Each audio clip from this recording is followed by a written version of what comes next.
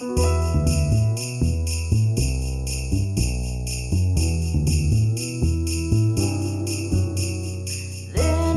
talking about the best of them. They're just talking about the rest of them. Not the worst parts, but the best parts. This is the best of the rest.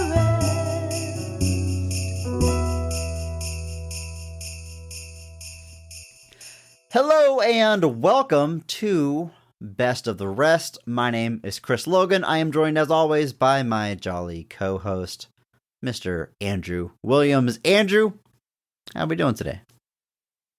You know, I'm doing just fine. I do know, I can hear it in your voice, how fine you're doing, Andrew. A little bit of travel recently for you, yeah? Come back with something? Yeah. I went to Minneapolis. Is this time? airing after I got back from Minneapolis? It has to, because I've already been.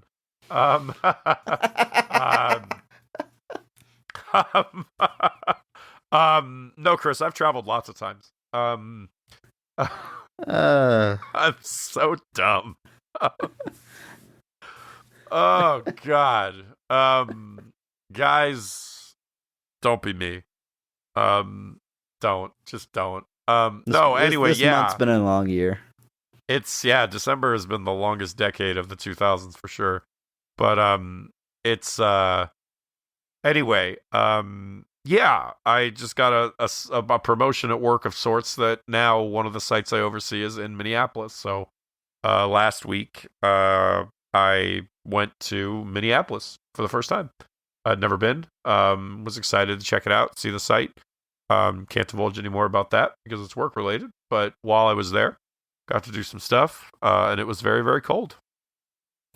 Did you see the location where they filmed the ball pit scene of Jingle All the Way? The ball pit is no longer there, but I did see the location. Was there a mark on the floor where Arnold Schwarzenegger slid into the glass barrier? Unfortunately not. But I did go to the Mall of America twice. Did do that. My hotel was literally like across the street from it. I didn't intend that, but it worked out that way. So like I literally, like, after all the walking in the airport, was like, cool, I'll go to the Mall of America, and then realized, oh wow, this place is massive, and walked like 6,000 more steps. So if you're gonna go to the Mall of America, I suggest not traveling the same day. But it's cool. It's massive, and there is a theme park in the middle. Legitimate. Given that the Mall of America is like a, I don't know, landmark, very famous place. Sure. Would you say that mall's immune to what we've seen happen with other shopping malls? And I don't know how they are in Chicago, but like here in Houston, malls I went to growing up some of them are closed entirely. Some of them are just half nonsense stores you never heard of. The like Greens Point Mall closed recently. Guns Point, whatever. Yeah. But like West Oaks Mall is like a husk. I don't know if it still exists anymore. But something even like Memorial City. Even like Willowbrook Mall is open, but like some of the stores is it, are though? like, I've never heard. Yeah. Does it have a soul? It's open only on the outside. No, yeah, I think I would assume something like the Mall of America would be more akin to like Memorial City Mall, where like it's enough of an institution that the smaller stuff kind of on the outskirts kind of dies down, but the mall is going to persist. This one being kind of a cultural touchstone just for the country, but for the city, I think it's probably going to be mostly immune. There's stuff in it, there's movie theaters, there's tons of restaurants. There's 3 floors in it. And then the movie theater, I think, is on the 4th floor. So it's a massive, massive place. And, I assume stores come and go. I didn't really see too many empty stores, I don't think. So good for them. But I think it's mostly immune for the most part. Well, Andrew, we can't waste any more time here. We got to jump into it because here in the studio we have yet another gift from a lovely guest.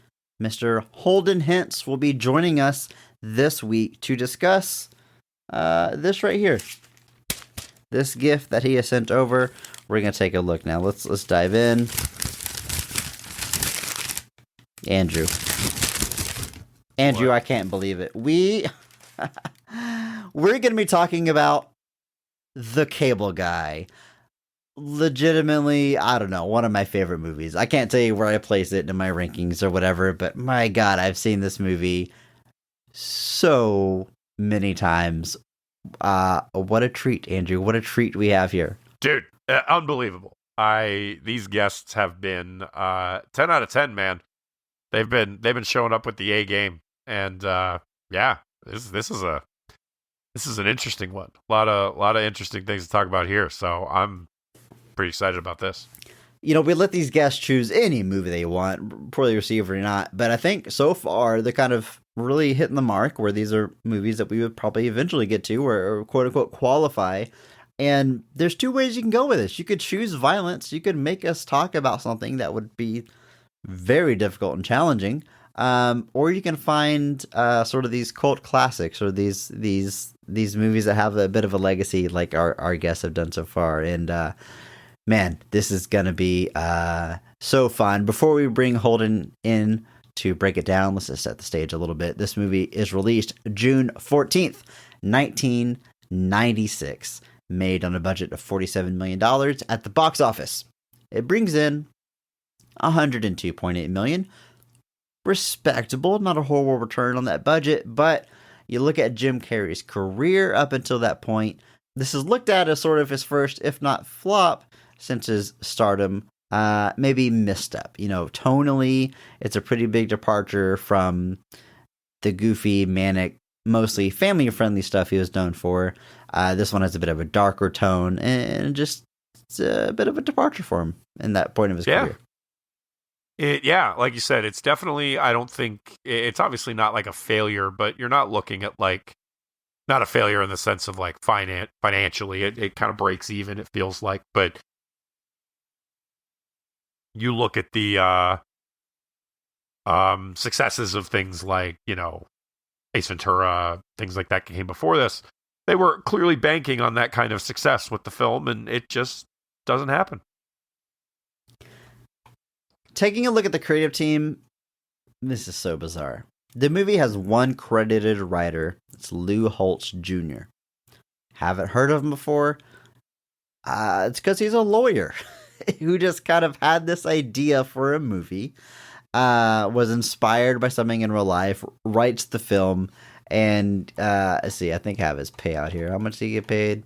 $750,000.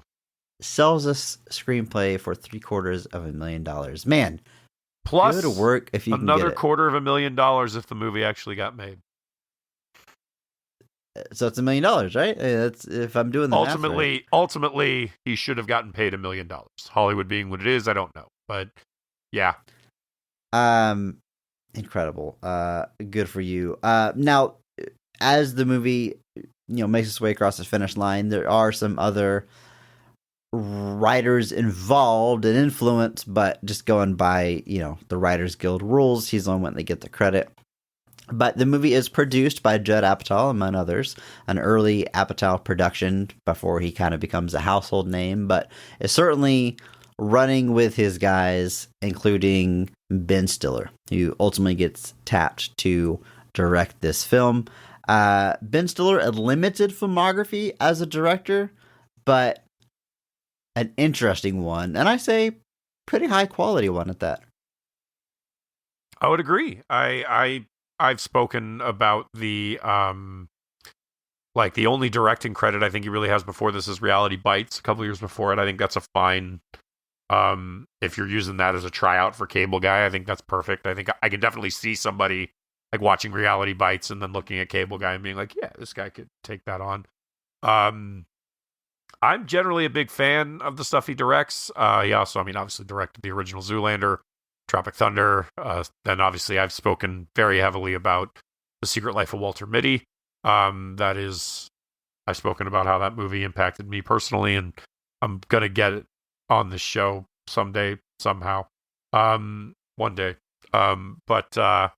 It's, really, I think the only thing he's directed that genuinely I kind of have little interest in ever revisiting is Zoolander 2. But well, let me tell you something about the podcast that you're on, Andrew. I understand.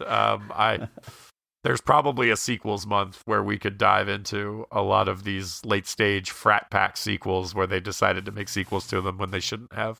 Hashtag PP. Yeah, but, maybe the month Happy Gilmore 2 comes out. We'll just round them all Oh, up. boy. Oh, geez. Oh, God.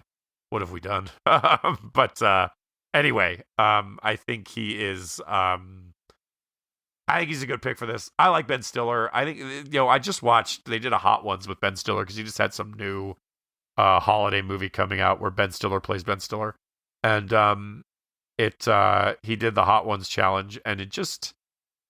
The way he talks about it and the way he speaks, it was just something weirdly calming about it. Like, I don't know if it was nostalgia, I don't know what it was, but just hearing Ben Stiller kind of talk about his career, talk about his parents, just very, very funny, but very, very like natural sounding. Like, he doesn't sound like rehearsed. Or there's this really, really great story he tells in it where he talks about, God, what is it called? It's Dan Harmon came up with this show. I got to see what it was because it was driving me crazy. It was called Heat, Vision, and Jack. I don't know if you've heard of this. Have you? No. So Heat, Vision, and Jack was... I'm going to read you the premise. It's... Jack Black would star as Jack Austin, a former astronaut who was exposed to inappropriate amounts of solar energy that gives him super intelligence that only works during the day. And Owen Wilson stars as Heat Vision, a talking motorcycle who was created when Jack's unemployed roommate Doug was shot by an experimental ray gun, causing him to merge with his motorcycle. He is capable of speech and can fight by ramming into opponents. He is unable to use doorknobs and is unable to right himself if he's pushed over. So the best part of this is Ben Stiller is telling this story about these characters and what the show is while he is dying from eating a hot wing and like crying and melting down. And then after he's finished with all of it, just goes, I don't know why they didn't pick it up for series. And it's one of the best like inadvertent punchlines you could have possibly done in that moment after explaining it. But Dan Harmon, one of the Community guys, with Rob Schrab, who was another, worked on Children's Hospital and a bunch of other stuff. It's just one of those wild things. So the pilot exists somehow, but it's out there. But anyway, Ben Stiller, yeah, I like Ben Stiller a lot. I've talked about it a lot, Heavyweights, plenty of other places, but here he's got just a brief acting, but primarily just seeing through this weird thing of a movie to its completion. I gotta check out that Hot Ones. It's not a show I watch regularly, but if I hear me either, so and so was great or someone interested on, I'll make a point to watch it. I've watched Bill Burr's, but I'll be honest, I watched Conan O'Brien. I feel like they should just end the show. Like, I don't know how anybody. I don't know if have you seen Conan on Hot Ones, Andrew? Is he what? I haven't, but it's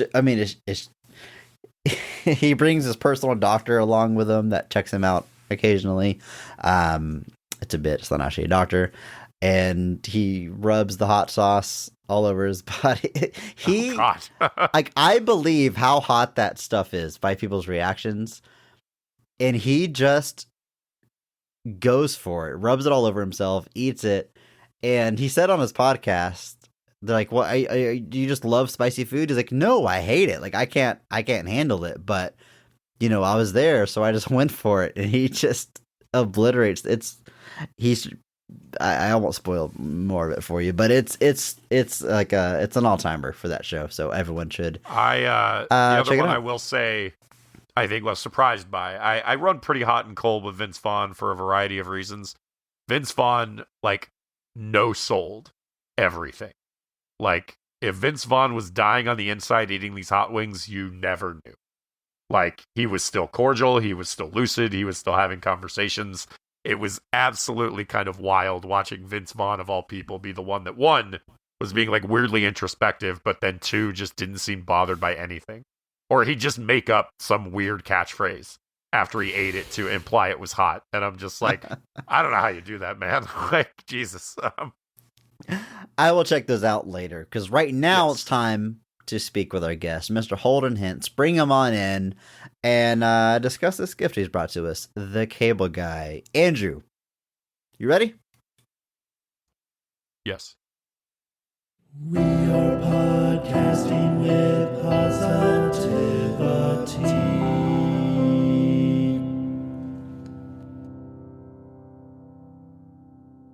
While on a break from his relationship, Steven befriends the Cable Guy that hooks up the service at his new apartment. After the Cable Guy starts coming on a little too strong and showering Steven with extravagant gifts, he tries to call off their friendship, but the Cable Guy goes to increasingly extreme lengths to ruin Steven's life. And that's it. There's not a lot of characters here. It's not that complicated of a story. I've seen this movie a million times, but I'm still a little surprised right in this, like how straightforward this is. There's really not a lot else I need to include in there to get the point across. All right, that's it. Yeah. I mean, it's a pretty straightforward premise. I mean, ultimately, and even the cast, there's a lot of like small parts of people you've heard of, but like our main Right. characters really are like just 2 or 3 people, like really for the most part. Like there's a bunch of bit players, but overall, this is a movie with a pretty narrow scope. And I've always thought that was really interesting about it, because it's got this legacy, but you just don't tend to find movies that are like just this kind of small in a way. Well, we're going to talk about that cast. So first, we got to acknowledge the cast here in this studio. Andrew, we got someone with us here, the man that brought this gift to us in the first place, Mr. Holden Hintz. Welcome to the podcast. Thank you for being here. Thank you for sending us the Cable Guy. Absolutely. Thank you, gentlemen. This episode should be titled Blessed of the Rest, because I am so blessed to be here with you two in your presence. And the recording light is on here in the studio. And I'm just glad you guys were willing to talk about one of the truly greatest underrated movies of all time, Cable Guy. Man, I agree 100%. I mean, this month has been great. Everyone just bring in movies they are passionate about, movies that in most cases aren't getting enough love, and I'm having a blast wrapping up the year this way. Andrew and I in an intro kind of talked about our history with this movie briefly. I've seen it a million times. We're both fans. We've talked about it before. But Holden, why did you bring this movie to us specifically? You had this was on your short list. Like, we talked about it, you coming on. You mentioned some other movies. I won't name them here, but very quickly you grabbed on the Cable Guy. You're like, wait a minute, I think I got it. We're doing the Cable Guy. So what's your history with this film? Yeah, my mom, I got to credit to her. She's kind of a weirdo when it comes to 90s cinema. Some of her favorite stuff is kind of off-the-wall stuff that I really have never heard anybody talk about. Romy and Michelle, High School's Reunion, Welcome to the Great Dollhouse. movie. I bought the Romy and Michelle vinyl soundtrack from Target on clearance for $10 last week. Yeah, that is a great pick. She loved Biodome with Pauly Shore and Stephen Baldwin. So she introduced me to all these off-the-wall type stuff that much more fringe hits that I still enjoy to this day, but a lot more are her things. But when this movie came out the year I was born, so the time that I actually watched it, I was probably like 5 or 6, and I was very enamored by. I don't even think I was familiar with any of Jim Carrey's work. In Living Color, any of that kind of stuff just totally went over my head. I don't know if I saw it pre-Grinch even, but I was just head to toes laughing my head off as a little kid at just the absurdity of everything. And then as I aged and continued to watch it, or continued to be like, hey, you haven't heard of the Cable Guy? You've never seen it before? Okay, you're coming over to my house and we're watching it tonight. And I introduced it to more people, and then I picked up bits and little pieces. And yeah, there's a lot of adult mature things for a little 5-year-old to watch this movie. I'm gathering that now, but it definitely was something that was very foundational to my youth and to my humor, and to I guess some just the more absurdist moments in this movie. And it's been one of my all-time favorites to just show to somebody who's never heard of it. And so hopefully you listening at home will be enlightened by this. I mean, very similar. I watched this movie a ton growing up. I've seen it a million times. I know some of these line readings like so well. It's not a kid's movie, like at all. Like, No. but I thought it was hilarious. It still worked for me, and I was 1000% a Jim Carrey kid. Ace Ventura, The Mask, Dumb and Dumber. His role as the Riddler. I was on board from like day one, and I followed that guy through his whole career. But I always say Jim Carrey is one of 3 people that are responsible for the foundation of my entire sense of humor. I mean, huge impact on my life. In The Cable Guy, this one was just another great Jim Carrey movie I had on VHS, and I watched it a million times. Like, I didn't differentiate it between all those other movies, but it is different. And it kind of is his first sort of bump in the road. He explodes in 94 with, having 3 huge hits and goes on this huge tear in the 90s. But this is the first like little speed bump. Like, it makes some money, but it's not a huge hit. It gets middling reviews, and people are kind of like, well, I like when you do that weird, goofy stuff. That was kind of weird and dark. But looking back on it now, I think it's an early example. I mean, we'll talk about, I won't go off on the performance too much, I guess. We'll get there. But I just think it's so funny that this is like a childhood favorite of yours, because it is mine as well. And that is just objectively weird. This is a weird movie for a little kid to be obsessed with. Yeah, definitely.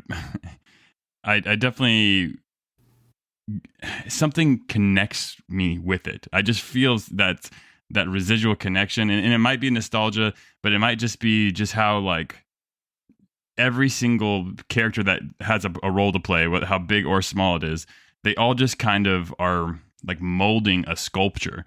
And this sculpture just keeps on molding and molding and molding until it gets to the very end and just kind of this sculpture topples over. And so I love that premise so much. And I used Cable Guy as like a influence for like cinema as I kept going.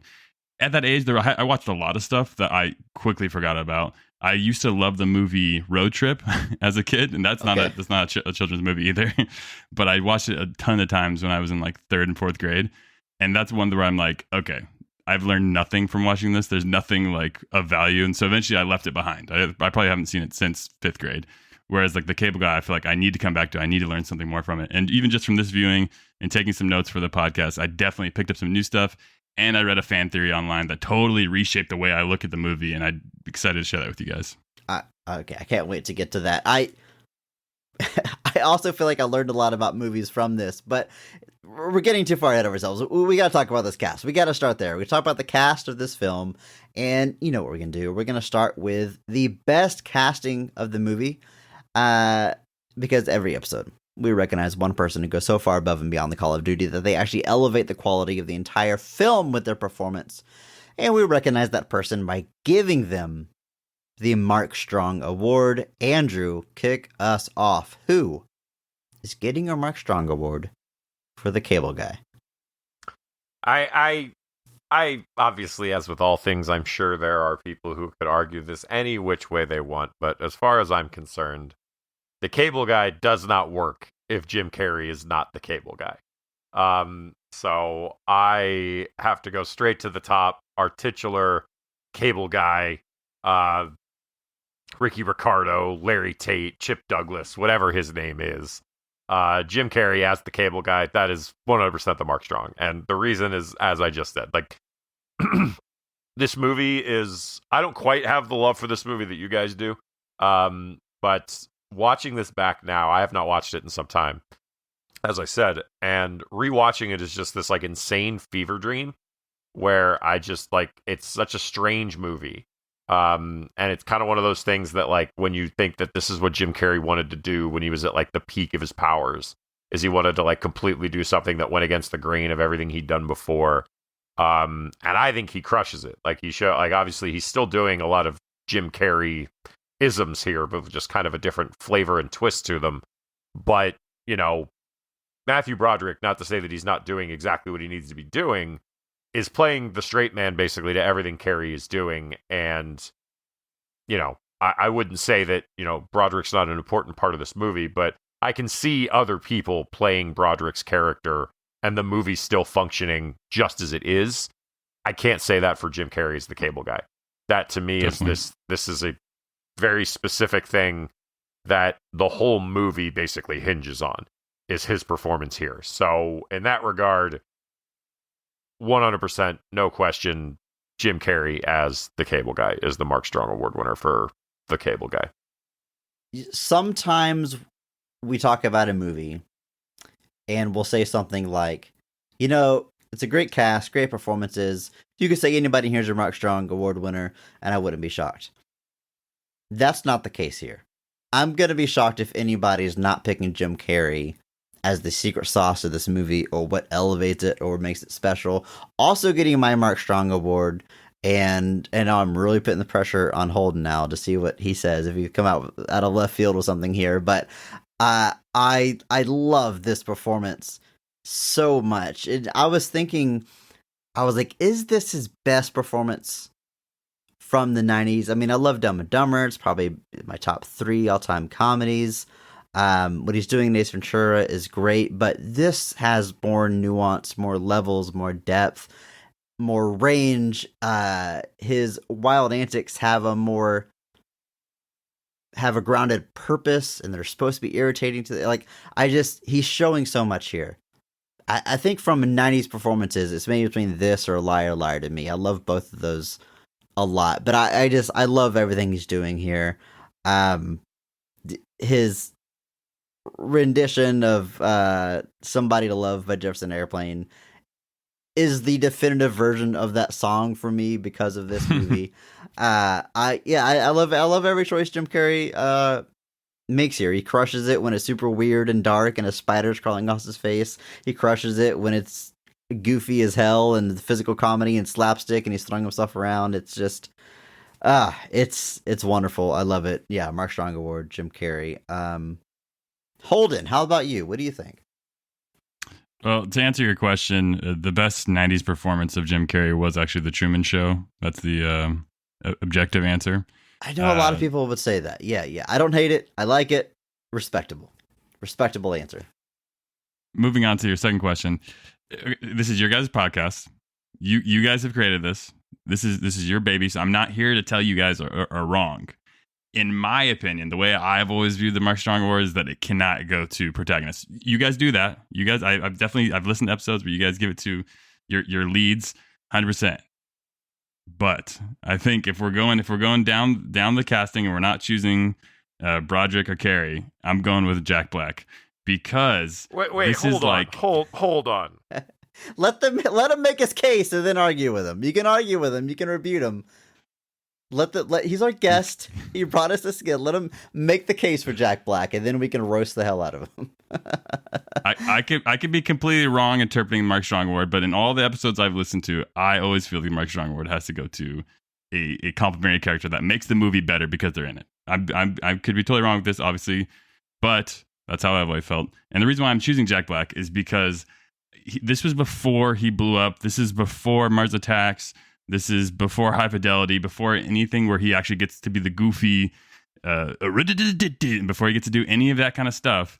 He plays the best friend who is just the informed, someone that cares about. It's a very compassionate role. And I modeled, I did a 1-act play in high school. I wrote and directed and casted. I modeled the best friend character after Jack Black's performance here because he's just really loyal. He gets over the fact that, his best friend is like letting him down and like leaving him for some new person. And he looks past that and he does research and he tries to help out his best friend wherever he can. He's always looking out for Matthew Broderick.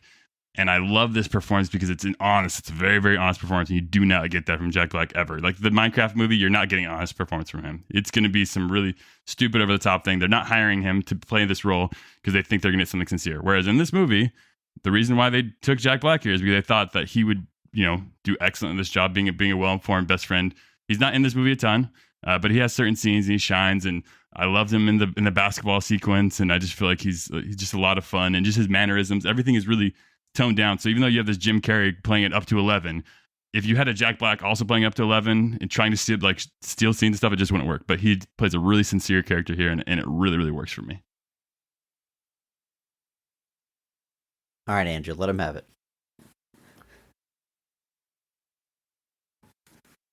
To answer your question, yes, you have misunderstood the Mark Strong Award. Definitely. We have yes. never, like, there's plenty of episodes where we absolutely go straight to Plenty. the top and give it to one of the starring people. Oh, That's definitely I'm well aware, yeah. a thing. It's definitely, like, I would never say that we're like, that's the spirit of it. But here's the thing. What I'm going to do is I'm going to respect your choice, as wrong as it may be. And point out that I don't think anything you're saying about Jack Black's performance here is wrong. I think he is playing this part perfectly. He is doing exactly what this character is being asked to do. He's filling in that space. When he's got like the one up on Jim Carrey's character, you can tell that he's like, "Ha, I'm the best friend. Look at me, I'm the best friend again." But yeah, it's a bold choice, Cotton. I think Jack Black is 1000% elevating the role he was given. This could be a nothing, unmemorable role. It's probably even a little bit underwritten, but he is leaping off the screen every chance that he gets. And you're right, it's not like the usual antics we would come to learn. He's very disgruntled and grumpy a lot of the times, which we don't see from him a lot past a certain point.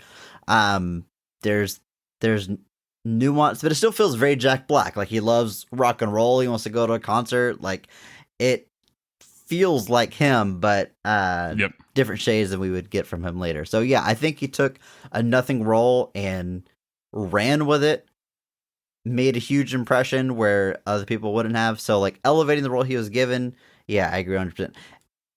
Elevating the movie as a whole, well, you know, I'd have gave him a Mark Strong Award, the Jim Carrey. I think I know who's doing that, but guests love you're the guest. You can do whatever you want. Justin and Michael on our Hook episode gave it to Glenn Close, who most people don't even know she is in that movie because she's in disguise, doesn't talk, she's on screen for 2 seconds.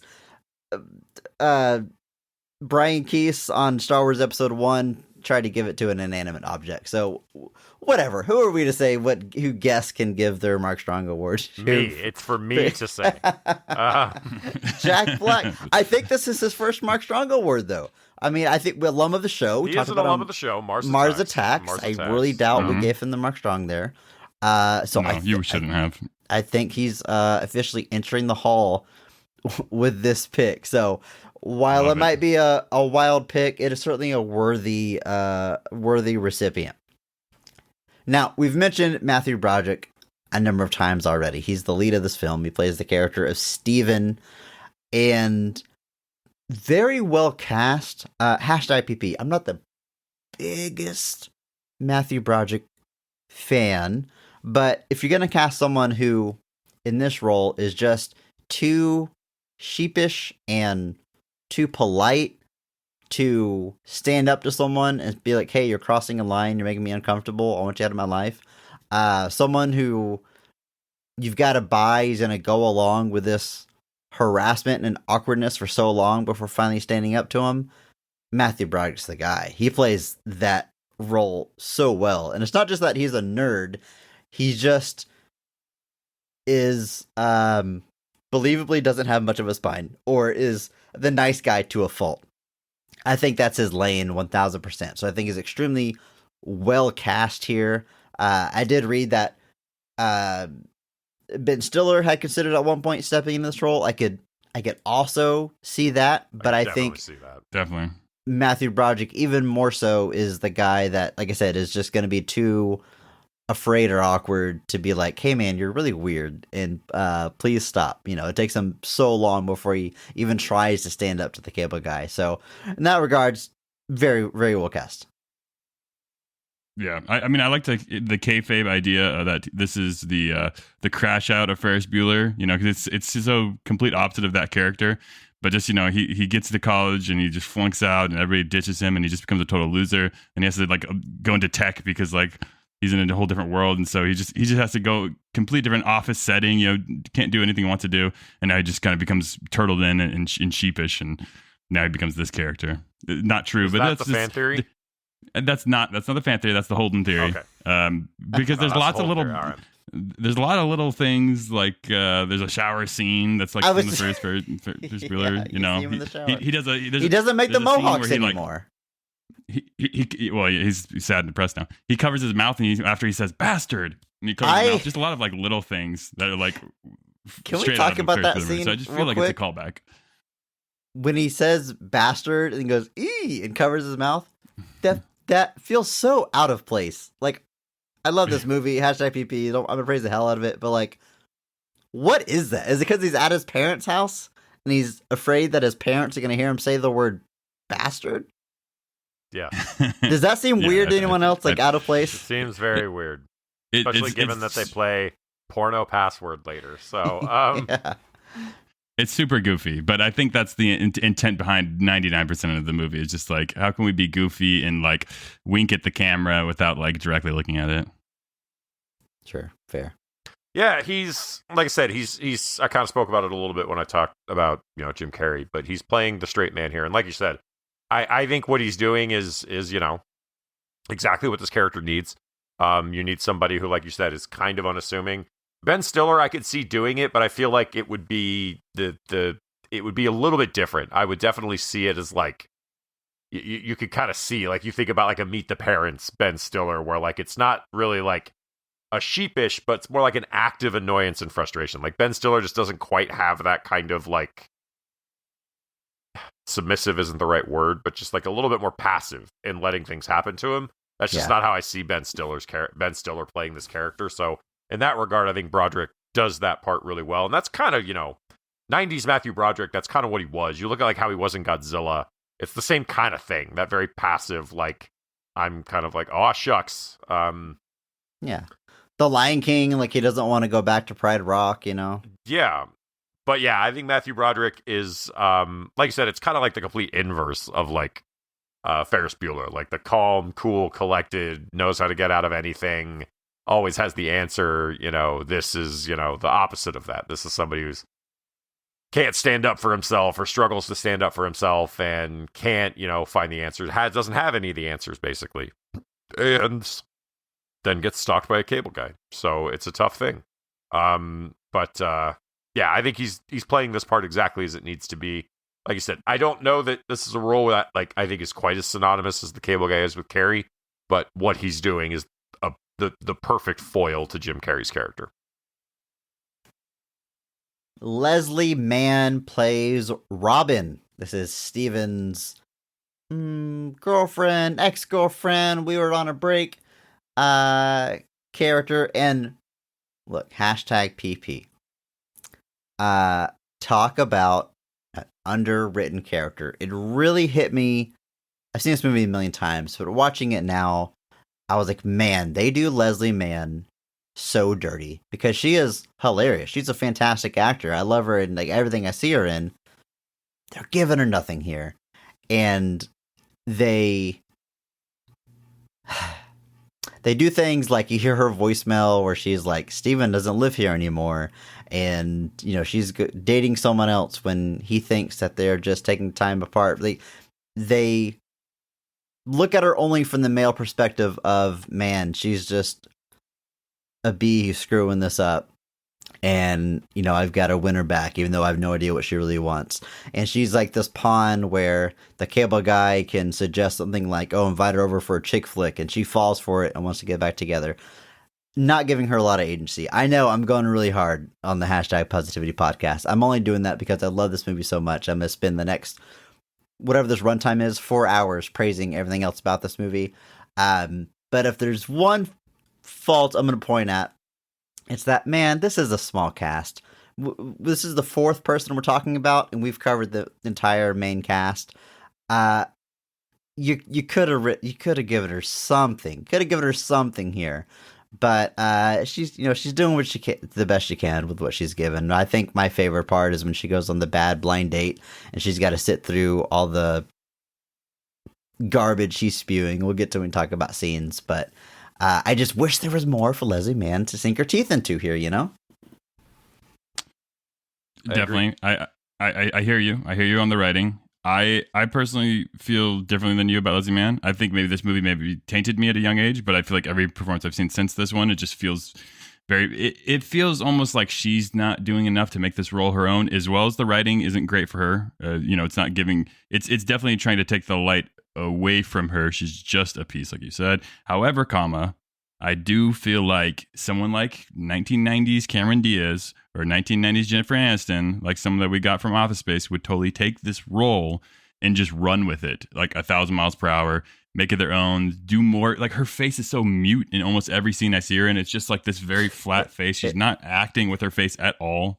It really, to the point where I wonder if that was like a direction, like because I know exactly what you're talking about, like this deadpan stare. It's not good. It's not good at all. But alum of the show, George of the Jungle, like the very next year, she's wonderful there. You know, like better. So, I don't know. We're agreeing that the character needs some work at the very least. Yes. It like I said though, that's it. Like those are 4 main characters, and even then, we're talking about Jack Black, who's got 7 minutes of screen time. Like we're already digging kind of deep. There's definitely some bit parts, tons of, I don't know if you'd even call them cameos, because most people go on to get more famous later, but we're going to cover all that when we talk about scenes. But I'm ready to do that, jump into the scenes of this film. And of course, we're going to start by talking about our personal favorite scene in the movie. Andrew, kick us off here once again. When is this movie firing on all cylinders? What is the best scene of the Cable Guy? You know what I'm going to say. You know I think Chris. I do. You Red Knight's absolutely going know what down? I'm going to say. Red Knight's going down. Medieval Times yeah. is the scene in this movie that sticks in my brain the most. Obviously, the very classic Janine Garofalo line of "There was no silverware in medieval times. There is no silverware at medieval times. Can I refill that Pepsi for you?" That's that They had no delivery. utensils, but You they talk had about Pepsi. you talk about Ben Stiller putting in calls. This is like the entire cast of the Ben Stiller show is in this movie at some point, basically. Like almost all of the big players of them. Janine Garofalo, Andy Dick, Bob Odenkirk, a whole bunch of them. And it is it's very funny. But this is her bit. It's like you said, it's you speak to Leslie Mann, the writing of Leslie Mann's character. It's interesting that Janine Garofalo is in this one scene and has arguably one of the most iconic lines of the entire movie. Yeah, whereas definitely. Leslie Mann's character couldn't get a single real thing to really work with. But then obviously you get to see this is when Chip kind of, obviously the man has been overbearing this whole movie. He's been increasingly pressing the boundaries. Not necessarily initially with malice, just you kind of are led to believe that he's just kind of attaches really easily. And here's where we kind of see that there's this kind of crazier edge, if you will. Crazier, probably not the right word, but just this more unhinged part of the character when they get into like the pit and they're having the fight, and suddenly it feels like Chip / Ricky / Tate has the lines of fantasy and reality are blurring a little too close for him. And of course, he brushes it all off. He always does. He acts like he acts like he's the cool guy in the room that understands everything. But you can definitely tell there's more to it. And so I love this scene. One, just because it's got some of the most iconic lines in the movie. Also, I just love it as progression of the story, kind of showing Chip and / the Cable Guy kind of progressing in this kind of possession he has over Steven.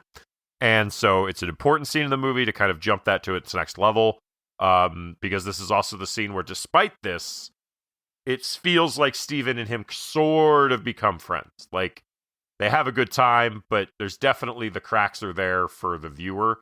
And so a lot that happens in the movie happens here. It's an important scene. It's a very funny scene.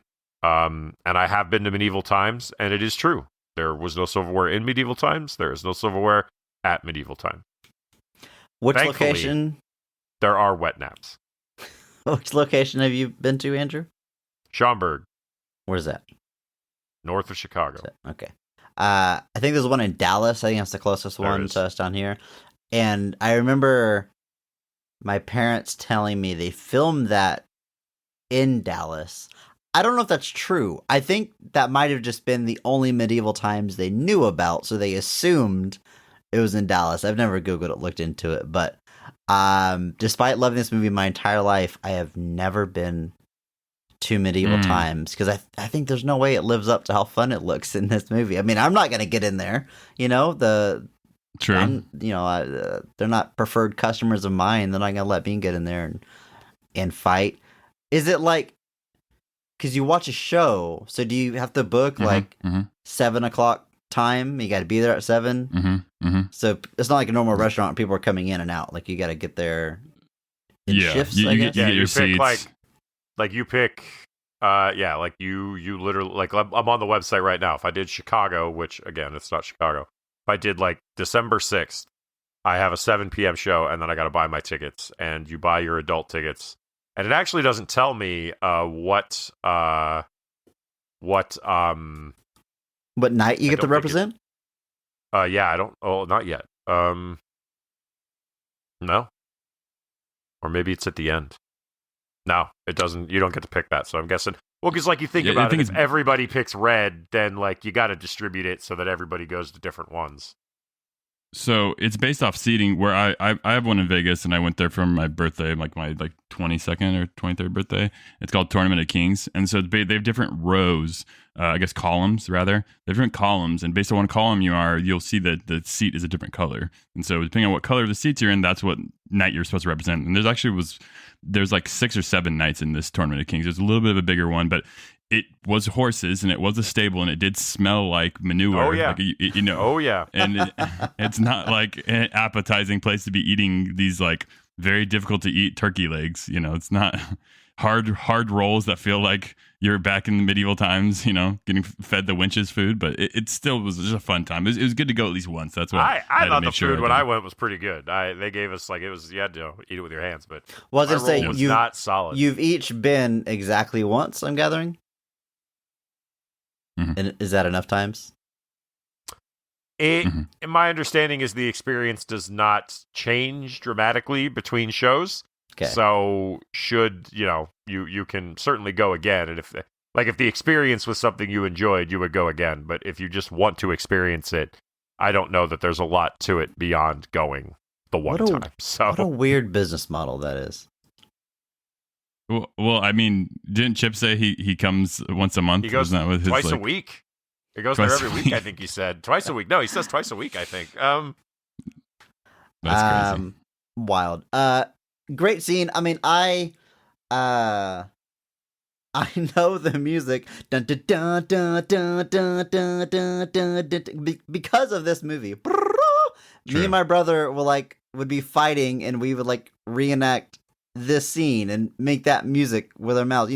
The entire thing's like a Star Trek homage. They say that outright in the movie, but I don't think I really appreciated or understood. This is exactly lifted. That music is from Star Trek. This is exactly lifted from Star Trek. In fact, there's a ton of TV references I know I didn't get as a kid. I know I still don't get all of them. Some of them, that's probably a line or reference, but I don't know 70s and 80s sitcoms well enough to know exactly what the referencing. It's impressive how many TV references they are able to squeeze into this movie. But yeah, iconic. This is probably the most well-known scene from the movie, the one that everyone thinks about. So Andrew, I think it's a good pick. Holden, what about you? What is your favorite scene in the movie? It's tough. I mean, obviously, Medieval Times is fantastic. I think that's definitely the most memorable because it is a long sequence. You have a lot of little goofy bits throughout. I think my favorite sequences that just feel like a sprinkling of a greater narrative is going to be anything with Ben Stiller and the twins. All of the courtroom scenes and anything where they cut to the TV and you get to watch fake television. I'm always enamored when I get to watch a TV show within a TV show. It was clearly just existed just for this TV show. And so to have a courtroom drama or to have this fake reality TV, there's 4 or 5 of them throughout the entire movie, trying to sprinkle in your mind this greater narrative that I think I totally have overlooked almost my entire life. I think those are, I definitely quote me and my mom will always quote I think he was Asian to each other. And that's I think it was an Asian gang or something. I saw someone and he looked Asian. He was speaking another language. I'm pretty sure it was Asian. Asian. We will always quote that to each other. The role of Ben Stiller, the line reading of Ben Stiller's career. So good. Yeah. Because we're gonna halt the podcast to stop out these Asian lines real quick because I love the movie within a movie concept. I love these scenes. Because the setup is, they're basically telling us that he killed his twin brother. They're former child actors. Now or at least, one of them's gone on a rough path and he's killed his twin brother. They're playing 911, the 911 call where he called in his brother getting shot. So like the premise is he's lying about what happened to his brother and he's making up this alibi about these Asians and all he knows how to describe him as Asian. That just having that knowledge makes that line reading hilarious. And the line that Ben Stiller has to walk to be like, all right, I'm a character that's hysterical, but lying about this and trying to get this Asian point across, and I've got to sound emotional, but it's fake.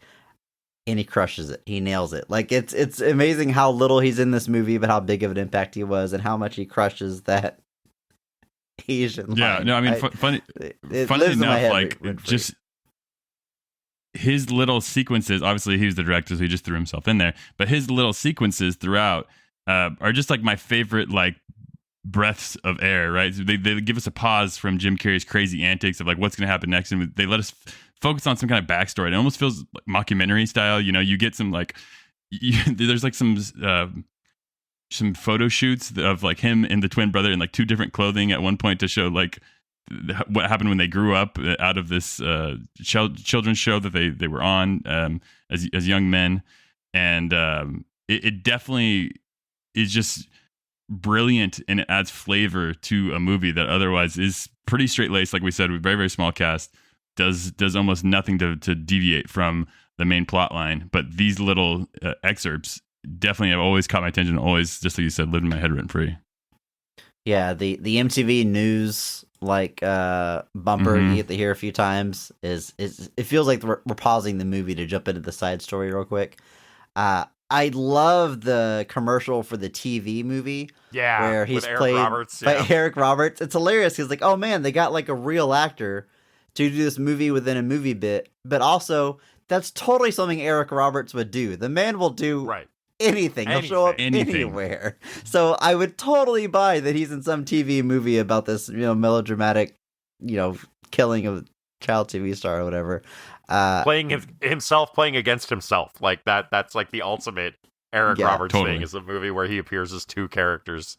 That was amazing. My manager at work, he is a producer for horror films, and he casted Eric Roberts to be in his most recent movie. And he said that Eric Roberts doesn't do any of his finances. His wife does everything. His wife his wife tells him how much he's getting paid for this, and he says okay. He doesn't say no to anything. And so for the fact that this is nearly 30 years ago, this movie came out and is like almost predicting the future of like, hey, this guy will do anything. Yeah. And it will continue to do anything for the rest of his, I mean, he's got hundreds and hundreds of credits of movies, and like, it's perfect. Just the way that Ben Stiller just sprinkled in this perfect joke that was way ahead of its time. And now it lands 30 years later just perfectly because of what the historic career that Eric Roberts has. Yeah. The joke is like aging like wine. It's getting funnier as time goes on, for sure. Totally. God, good pick. This, I thought the Mark Strong Award was a slam dunk, but picking a favorite scene is you're not tough. Kidding about Eric Roberts. Holy God. What's he like? I'm telling you, bro. Like he does not say movies no. a year, right? Like, it's crazy. It's like 20 to 30 some years. It's like crazy. In the year 2024, this dude has probably been in 40 movies. Yes. That is absolutely insane. There's unbelievable. I think it's even funnier the fact that he's Julia Roberts' brother, because how different, she's like at one point the biggest movie star in the world, right? Prestige, huge blockbusters, and he's making 20 movies while she makes like one. And I mean, who's got the better career? Don't. That's not funny. I don't know if would you want the Julia Roberts career? Or would you want the Eric Roberts career? I think Julia Roberts has more money. So that's okay. So would you say Julia Roberts? Eric Roberts is such a bad actor. He is so bad at acting. Like Julia Roberts is a fantastic actress. So this is offensive. That's why it's I'm offensive. not. I'm not trying to come. I was wondering where your angle was. I was like, oh wait, what are we getting at here? He's like, no. The comparing the two is offensive because one of them actually acts. But he gets so many more. You don't think the person that gets more roles is the better actor? Hold on. You have to look at the quality of role being given here. Like, if you're doing 20 movies a year, the quality of those roles is certainly not all on the level of, like, Julia Roberts. But Julia Roberts has done, like, 5 movies in the last 7 years, whereas he has done 5 movies in the last 7 days. So that's kind of how you gotta look at this. Look, of course, Julia Roberts is a better actor. I'm not really arguing that. But, like, if you were to have an acting career, which one would you want? Would you want the superstardom path with all the money? Or would you, Or the working man? Yes. Okay. No, I don't know. He's not a working man. He's a man with no discretion and with no shame and just will do anything that he follows the dollar. Wherever the dollar is, that's where he is because he's living dollar to dollar. Julia Roberts can live very, very, very comfy in her home in her lazy boy reclining back. I bet Eric Roberts is doing all right. I mean, I'm sure Eric Roberts is just fine. Like, even if all you're getting paid is $50,000 per movie, you do enough movies a year. Like, you're gonna 10,000. His residuals have to be insane. I mean, he's got so many credits. Again, the places these movies are streaming and this nature of streaming residuals, he's probably getting like, I don't know, like 10,000 a movie. You do 40 movies a year. That's 400,000. Hey, that's not bad. There are worse ways to make money. It's true. Now, if I had the choice of like Eric Roberts' career or nothing, yeah, sure, I'd take Eric Roberts' career. Like, I would absolutely take that. I would certainly be like, all right, I'll show up in your weird movie for 6 days of shooting and then move back home. Like, no big deal. The difference is Julia Roberts is getting reached out by like CoverGirl and like all these different types of makeups and like being advertisement on commercials and making so much money off of commercials. Nobody is reaching out to Eric Roberts to be in their commercial. Maybe the same places that reach out to like Ric Flair to be in their commercials, but that's not what you want. There's probably some used car dealership somewhere running a local ad with Eric Roberts in it, for sure. I love the notion of Eric Roberts doing a commercial where he purposely like calls out all of his most iconic roles, but nobody knows who any of them are. Like, because hashtag PP, folks. You're gonna have to cut this whole conversation about Eric Roberts because none of it's positive. I'm trying to be positive about it. I admire the career. I think it's good. Hey, yeah, you know, ABC always be closing. This is his. If you go to Letterboxd, this is his 4th most popular movie of all time. Is The Cable Guy, and he's in it for 30 seconds. Like, yeah, not even like genuinely. Like, what's the top 3? 4th. So Dark Knight obviously has a small part in that. Yeah. Then he has Babylon, Inherent Vice. And then The Cable Guy. And then he has a small role in The Expendables. Look, you say he's not a good actor. Dark Knight, I love that performance. You know, you're trying to intimidate a guy? Pick a better spot. Come on. Follow this site. Or this site, follow it and kill me. Or they're in the club. Right twice a day. And he's like, what makes you think I want to hear you talk? Great line delivery. I'm going to change my Mark Strong award. It's going to go to Eric Roberts as... Oh my gosh. As himself. As himself. The role he was born to play. Playing Ben Stiller, playing, you know, this former child star. My favorite scene, I don't know. I'm going to go with the basketball scene. But we're going to talk about all the scenes. It really doesn't matter what I'm going to pick here because we're going to talk about all of them. But I love this scene, and I think we get a slice of like everything this movie is doing. Jim Carrey shows up in his like short shorts and tank top, and he does his warm up where he runs back and forth across the court. It's just, this is the Jim Carrey we're all expecting at this point in his career, right? Just goofy, tall, lanky, silly, whatever. But you got the added layers where like He knew Steven was going to be here. He made it seem like he's showing up coincidentally and working his way out. Like, we, the audience, can kind of see the stuff starting to fall into place and the true nature of this guy. And the thing about this character, about the cable guy, is that he just takes things too far. He just comes on too strong. He doesn't know when to quit. He gets too caught up. And this is a great example of it. He gets too into this game and gets to a point where he's hurting people and punching people and jumps off Jack Black's back to do a slam dunk, breaks the backboard, just ridiculous stuff. Takes it too far, ruins the game for everyone. This is the entire character in a nutshell. It's not even so much that it's not like he's a stalker. I mean, he kind of is, but it's just he's that absolutely a stalker. Listen. I'm saying Absolutely. it's more, there's more nuance to that. Like, it's not. No, there isn't. Guys, hang on. It's not like he has an evil intentions and he's putting on the mask of being a friend, but really he wants to, I don't know, be a pervert and creep on this guy or whatever. He wants to be his friend. That's what he wants, right? I think that's what every stalker wants. Doesn't know how to. I don't know. Is that? I think there's definitely stalkers that have malicious intent. But the thing is I don't know that Jim Carrey doesn't have malicious intent. Like, he purposely takes a picture of Matthew Broderick with the prostitute so that he can use it against him when he needs to. Blackmail.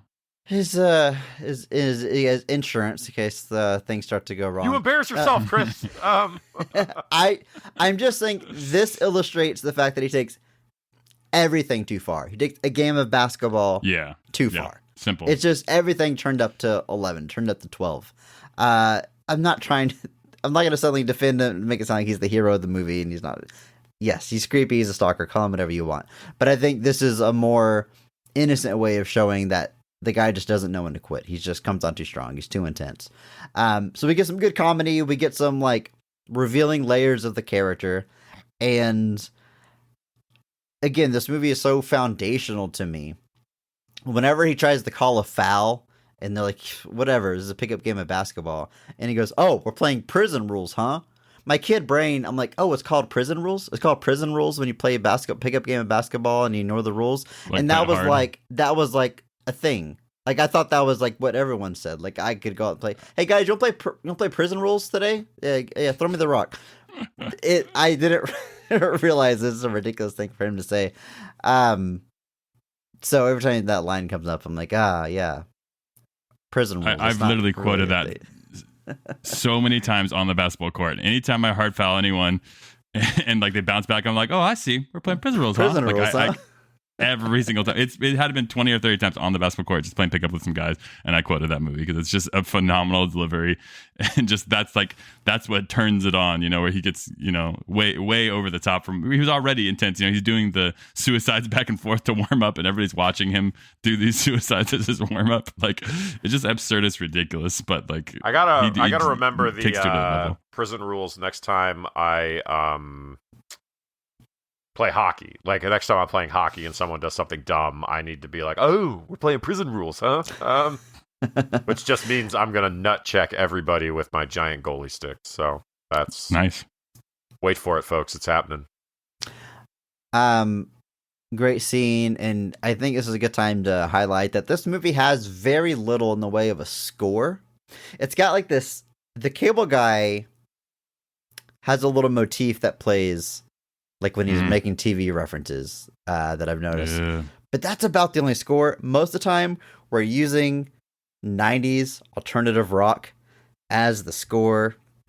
And that is my fellas. I love this soundtrack. We have some Filter, Hey Man, Nice Shot playing during this pickup game of basketball. Up and down. This is another soundtrack I have on vinyl. I meant to bring it up here to the record to show you guys because it's so damn cool.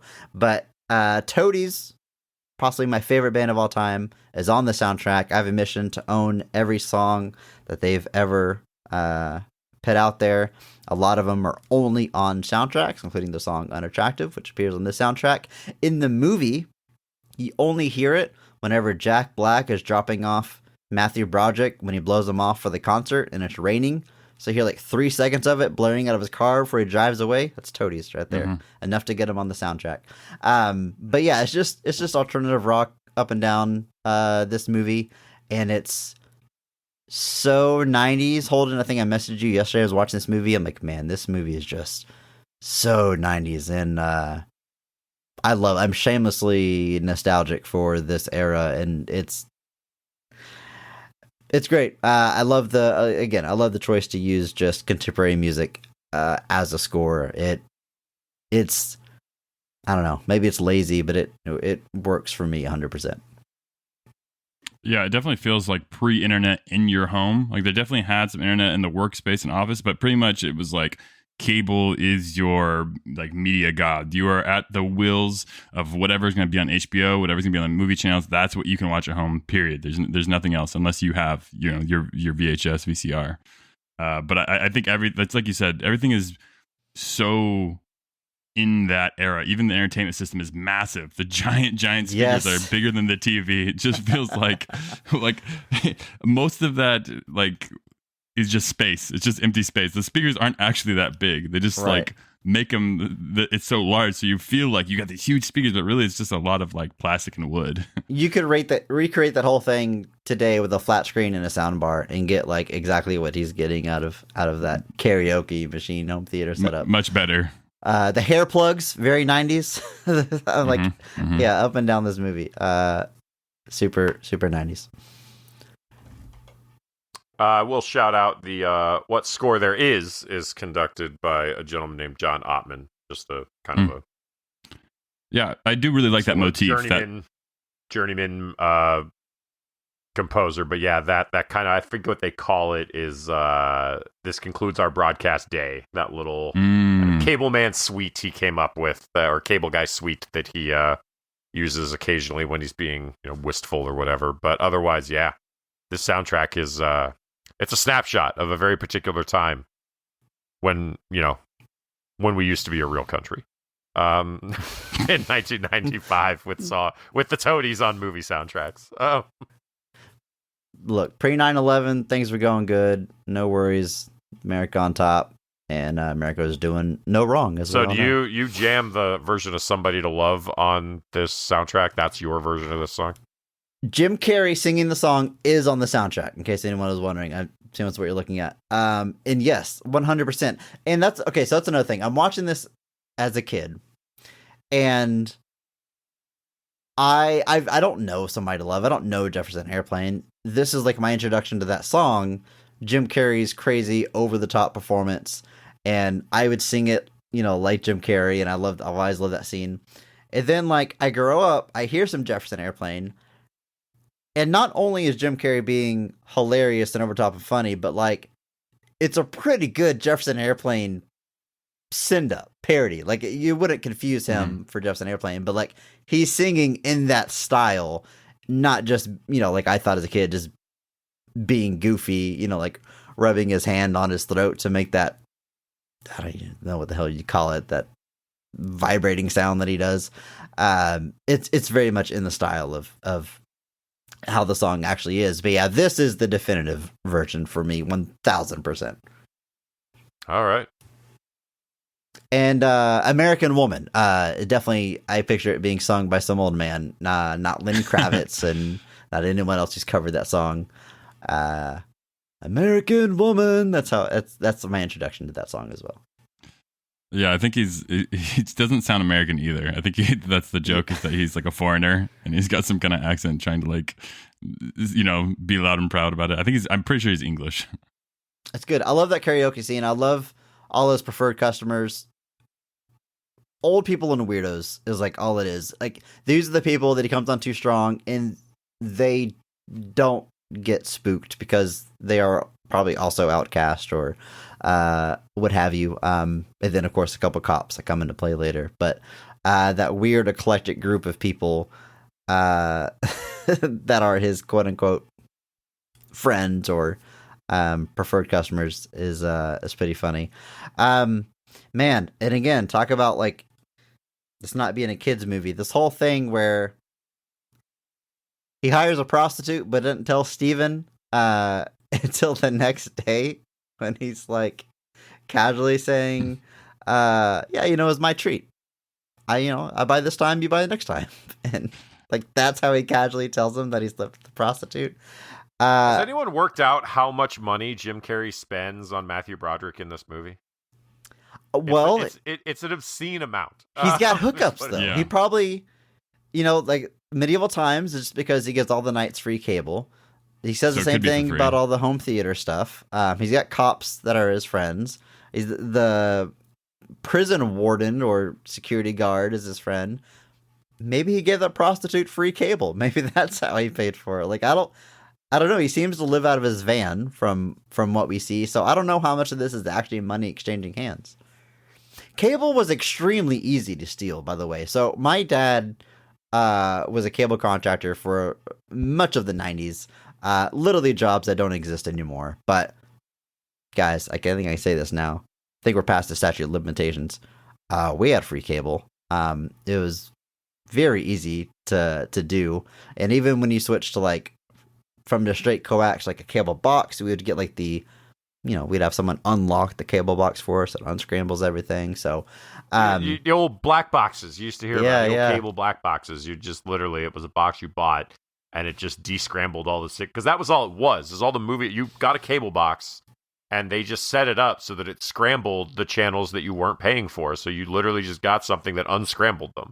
And yeah, if you just knew a little bit about the technology, you and your friends have free cable. Like, it really or wasn't. Or if you knew at least one person who did, that's all. I actually ran into it once where, like, outside, I was able to reroute the coax for our house into a different place, and it bypassed the scrambler.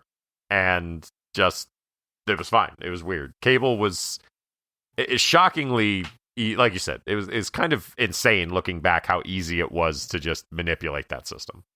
Yeah, I feel like such an old man even making this note. And Uh-oh. well, I mean, Holden, you're a little bit younger than us, but I still feel like you understand. My first note is: do kids even understand cable? I'm sure you do, Holden. You're old enough, but go a little bit younger. Gen Z is out there. I'm not sure. I don't know if a 12-year-old watched this movie. I'm sure they understand it enough. Yeah, I mean, they'll understand the movie. It's not really about cable itself, but I wonder how much of this technology they just don't have a frame of reference for. Like, paying for cable is hardly a thing anymore. It's hardly a thing anymore, and the way it works is not at all like it works in this movie. But I don't know, and I try to think of equivalent. Like, well, when I was a kid, did I watch stuff with outdated technology and think nothing of it? Probably, but nothing springs to mind just because technology leaped so fast from like 1990 to 2000, whatever. But I don't know. I don't know if people that didn't grow up during that change, if they look back at it now and are a little lost. I do love that cable installation scene only because, first off, Jim Carrey implies that he knows what the apartment is. Like, he knows who used to live at this apartment. Great lines. Yeah. But yet, he drills a hole through the wall to bring the cable in. So, if someone had lived here previously, and he was aware of that person, did they not have cable? Well, Steven has cable, right? And his cable is just acting up or it goes out because he's having it installed. Well, he's flipping through scrambled channels before he shows up, right? Why would he be doing that? Over the air? Yeah, I guess so. I don't know if he was installing a new. I get what you're saying. He drills a hole through the wall. Yeah, I don't know if he was doing like bringing a cable through a new place to hook it up to get better reception, which doesn't really make sense with cable because it's all.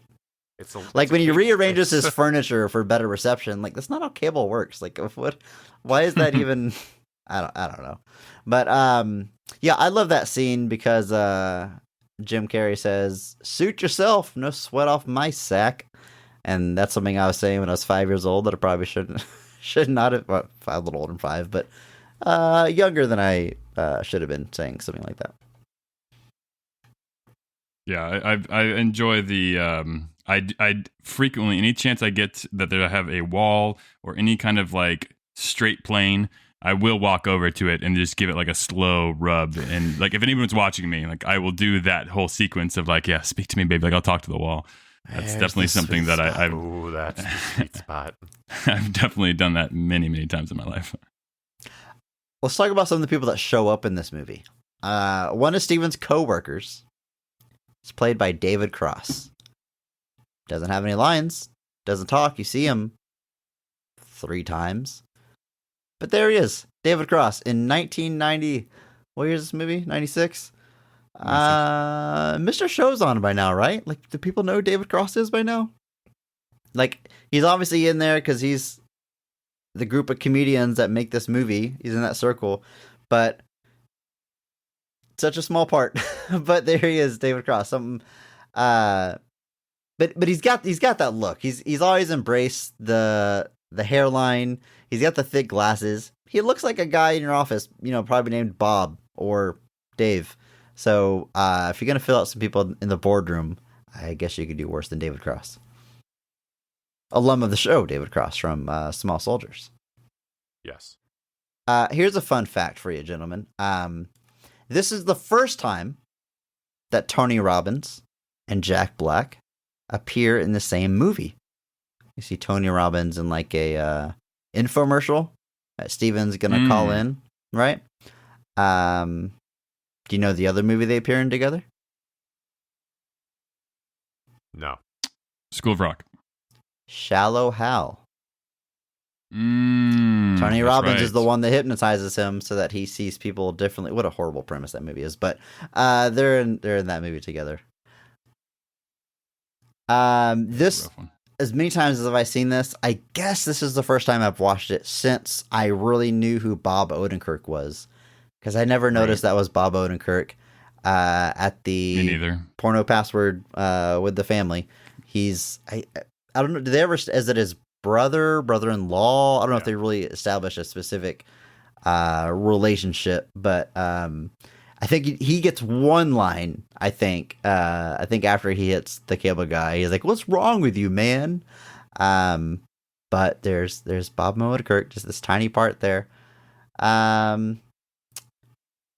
You mentioned Andy Dick is in this movie, but we don't even talk about him because he's human garbage. But he does have a great line. He has a great line. The way highlight the line first, then I'm going to take us on a walk. So go ahead, by all means, tell us the line. So he's saying, like, he tells everybody, all right, keep eating, everyone, keep eating. And then he says, buddy, get on the friggin' horse. I don't think he's kidding. And I just like the urgency in his voice. And then it puts the audience in the right place of like, oh, this is even the people that are his preferred customers or whatever think this is a high stakes event. So, now we realize, oh, our main character needs to be taking this seriously because everybody else is. I thought you were going to say preferred customer, my ass, which I think is also a great line right in this movie. But yeah, I like that movement as well. But the way Andy Dick looks in this movie, I don't know if it's the wig he has on or whatever, but if you Google image Andy Dick as Tom Green, there's a widely circulated picture of the two of them. That is exactly what he looks like in this era. And I'm looking at the picture now, Andy Dick as Tom Green. I don't even know which one is which, but yes, that's him right there. in that's this crazy. Movie. I encourage you to look at that picture. The fake goatee and everything. Yeah, 100%. I want to shout out my guy Owen Wilson here, because this came out the same year Bottle Rocket comes out, so the year that he kind of explodes onto the map. No one really knows who Owen Wilson is whatsoever. He's just he's just kind of a scumbag boyfriend. But he takes a really bit role. He's got stupid lines, and he just runs with it, and just absolutely runs with it. Plays it. That scene is fantastic. Obviously, Jim Carrey is doing a great job of a bathroom fight scene within the Cable Guy movie. Like that's such like a small part of it, but it's important to the plot, and it's really important that Owen Wilson sells that. It's like a WWE match. He has to sell that he is getting beat up in the bathroom, getting his head knocked, and he's like getting his eyebrows plucked. It is totally like WWE. It's like something that like any reasonable person would be fighting back during that moment, but he has to kind of fake that he's like woozy while like ridiculous stuff is happening to him. They even have a very specific wrestling reference when he throws him into the blow dryer. He says, "Ooh, right into the turnbuckle. That's gotta hurt, Gene." Referencing Mean Gene Okerlund, like very specific actual wrestling reference from the time. Yeah, that's a great scene. Second best Jim Carrey fight scene in a bathroom from the 90s. I think I put Liar Liar above it, but still very good. Owen Wilson is so good in this role. I don't think I ever gave him like enough props. But watching it now, and again, this kind of highlights how they shortchanged Leslie Mann, because they give Owen Wilson so much in this so little scene, but the way he's just such an ass to the waiter, which is, one of the biggest red flags there are on a date, is, how someone treats the waiter. I love when she's like, and we're kind of in a bit of a holding pattern. He says, the holding pattern sounds like you need to come down and refuel. You're sexy. You heard me. Like, as if that like just such that a would harsh, work. Like, And it's like, and then you're like, oh no. But oh no. The way he is so uninterested in anything about her, when he rubs his eyes, like, your job, what's that like? Just like, he doesn't really care, but he knows he has to ask. Can't even And pretend he cares. soon as she starts answering, he's like, I gotta hit the head. First time I ever heard that phrase, by the way, this movie. Also, this scene taught me what pan and scan was. So I had this on VHS, and during the scene, the two of them at the table talking, it was full screen. The camera just awkwardly pans back and forth to one and the other. And I always thought that looked so weird and didn't understand why they did that. And then I learned, like, that's not actually how the movie was made. This is what you had to do to make something full screen.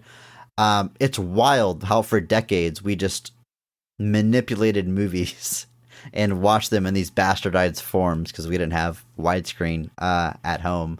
But yeah, that scene in particular is the first time I noticed that awkward panning that we used to have all the time, and I kind of learned like what widescreen it was and framing and aspect ratios and stuff. Again, because of this movie, very foundational. Nerd. There's a quote back with the in the bathroom that I'd overmissed my entire life. He says that Jim Carrey's Chip's character, he says, "You look like Dizzy Gillespie." That's a quote when after he puts Owen Wilson's mouth into their hair, the hand blower, and his mouth gets all wide.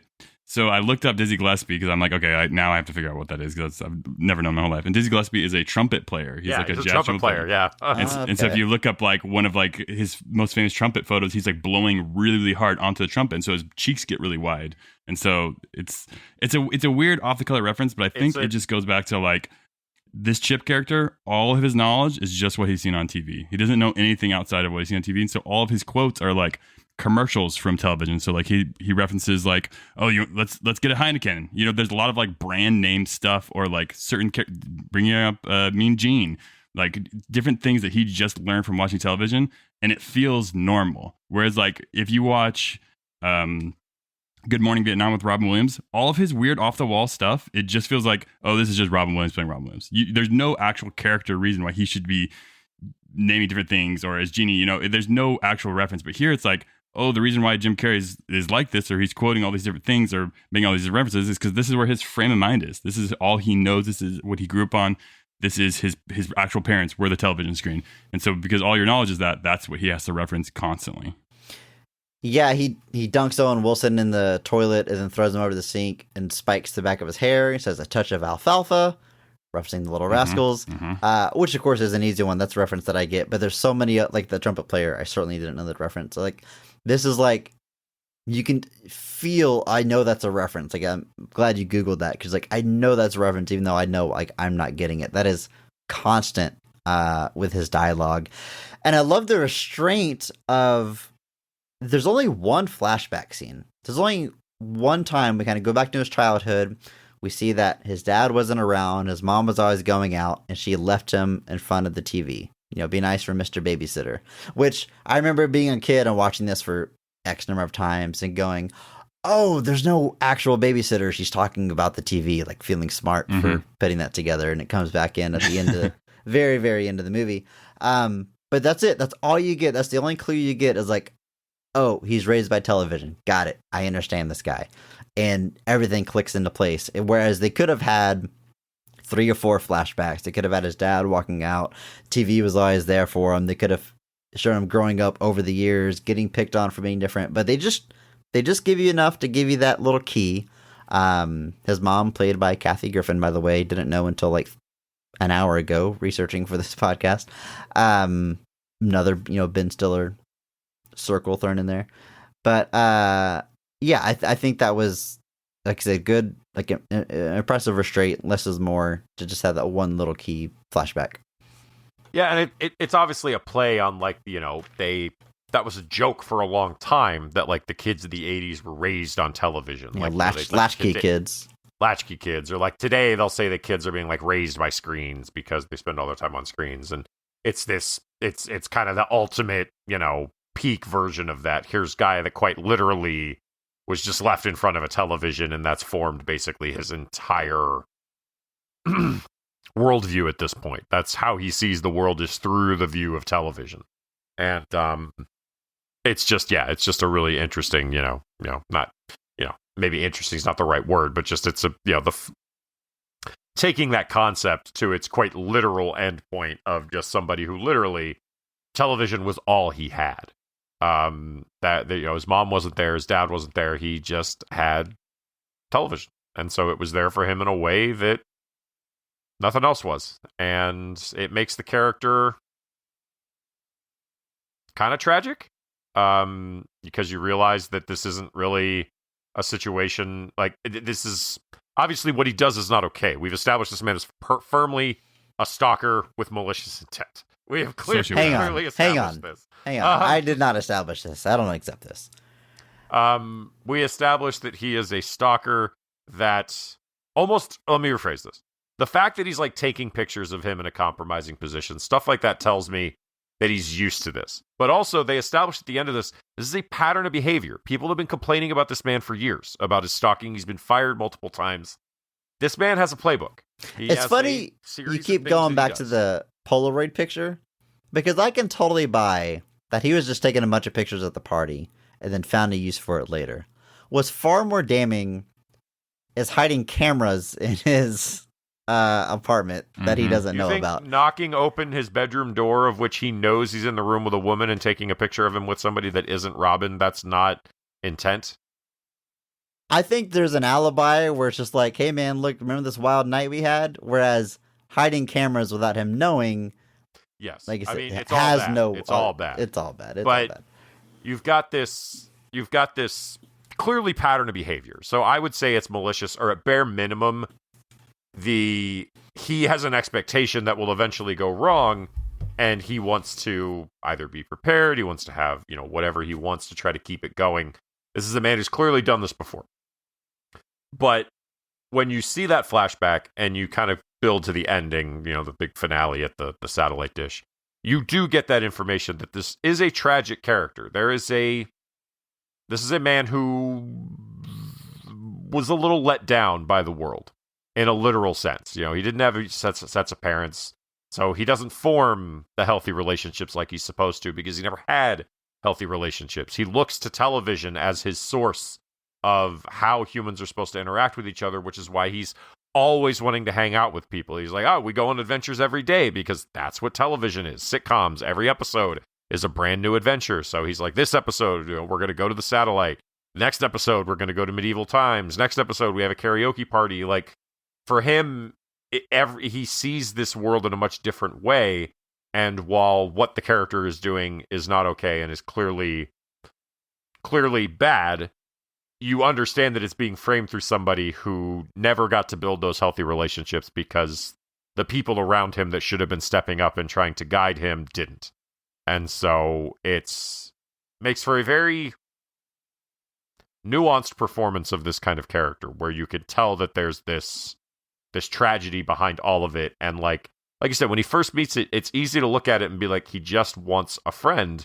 And then obviously, like I said, as the movie unfolds, you realize that this is not new behavior for him, and you kind of have to question that. But it is all still sourced in that fact that this person grew up without anybody watching out for him.